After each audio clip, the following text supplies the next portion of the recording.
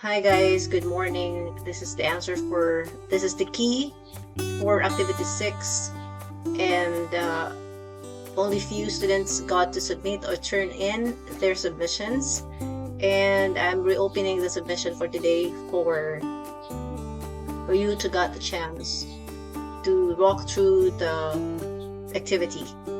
Now I'm going to show you that this activity is running and spin it using command prompt. As you can see, it is running. So I call the Activity06 Templates.py, and we spin the server and I run it here on Chrome. So it says like this. Okay, so this is the HTML file. Okay, as you can see, the title it is expected that the title should be your name or Rodriguez, for instance, or for example. Then we have here for the header 1, we have here hello 2022 ID number of whichever student it is. And we got here for header 2 is the first SEM 2023-2024 grades. So it is expected that you're going to write here your grades in your first SEM first year grades. So for example, CC 103 1.3 for example CC 101 1.3, chemistry 1.6, math 1.3, and art. So this is assumption.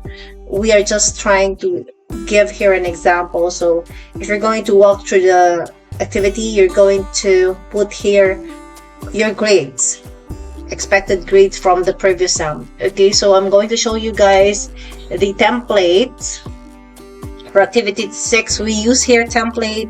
As you can see here on the drive, I got to go to the PC C drive, then users, Janet, and new project. Then as you can see here, as I demonstrate last time, we got here templates where we got here index and index 2. So in this activity, we use index 2 and we use it for Activity 6 template.py file. So we got here. Okay, this is an example. So this is the template. So this the page is result, and once we run it, it will render display of the grades. So here, as we go to the index, yeah, we use this one, index 2 item dot index 2 dot items. So we got here one.